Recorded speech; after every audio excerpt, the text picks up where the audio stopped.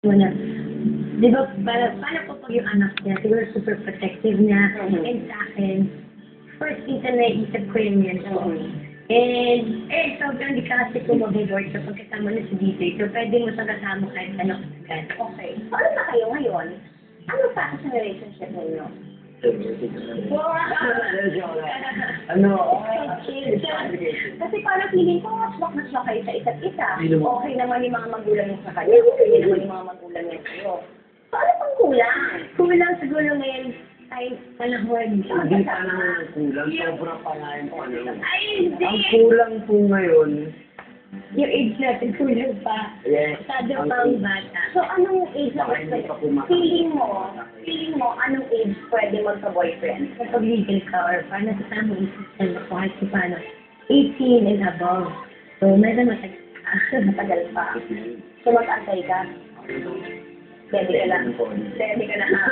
Message na lang ninyo para sa mga fans ninyo. Gusto talaga namin magpasalamat po na sobrang tapos supporting niyo sa amin, sa mga nag-tweet, mga pupunta sa mga shows namin, sa mga tips na binibigay niya, super na-appreciate namin po.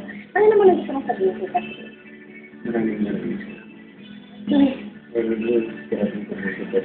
Kasanay ka na sa kanyang ganyan? Na-awkward na lang po ako. Ang Nagagyan. gusto niya lagi ng nangyari. Oo, hindi mo na alam kung seryoso siya o hindi. Tingnan mo yung upuan niya. Meron naman siyang sariling upuan. Tingnan niyo nga. Hindi, Tingnan niyo nga. Yes. Meron ka naman sariling chair. Hindi po kasi ma-offer po tayo. Tignan mo po, hindi ko Hindi mo naman talaga mo ka dyan. Tingnan mo na. Ano yung message mo sa kanya? Kaya na wala pa ako kailangan niya eh. Thank you. Okay, and thank you sa lahat ng pag-aalaga. Lahat ng babae parang gusto sa pati sa buhay, nakikita nila kung gano'n ako effort. So, thank you. Salamat. Alright, thank you so much. Alam mo kanina, ang galing magpakilig itong pamangkin mo, no? Inaanak ko. Ang pamangkin ko, hindi ko sa hindi ko sa pamangkin. Iba-isip ko na ako. Ha? Inaanak ko siya. Ay, pamangkin pala ng ex mo, sorry. Oo, inaanak ko nga siya. Naanak mo pala? Ang cute nilang dalawa. Ang cute nilang dalawa. Tapos yung nasabi ko parang nasa-flashback ko dati ng mga teenagers ako. Yung mga, basta they're very comfortable with each other. Sabi ko nga yung upuan na nga nila kung napansin nyo nga. Si Daniel nandun na sa house upuan ni Catherine. Ang cute lang. Ang cute lang nila. Ito yun nga lang ang nakakatakot dito sa love team na show kasi sila yung ini-expect ng mga fans na magkakatuluyan sa ending. Hindi katulad ni John Lloyd sa ni Bea na panatag na loob namin hindi sila talaga. Klaro. Eto, pag may na-link na iba sa kanila, aawayin ng karamihan sa mga fans. Hindi naman siguro.